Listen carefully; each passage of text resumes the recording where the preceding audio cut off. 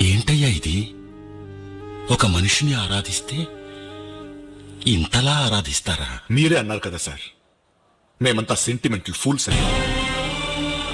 మా తెలుగు ప్రజలు ఎవరి మీద అంత త్వరగా అభిమానం పెంచుకోరు, కానీ ఒక్కసారి పెంచుకుంటే చనిపోయే వరకు వదిలిపెట్టరు.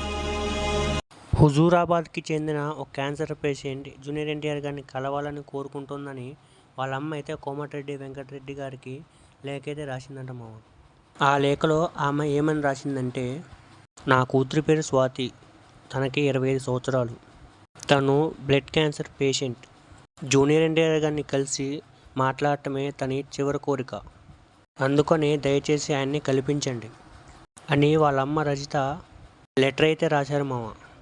ఒక మనిషి ఇలాంటి స్టేజ్లో ఉన్నప్పుడు ఇంకొక వ్యక్తిని కలవాలి అని అనుకుంటుందంటే ఆ వ్యక్తి అంటే తనకు ఎంత పిచ్చో ఇక్కడే అర్థమైపోతుంది.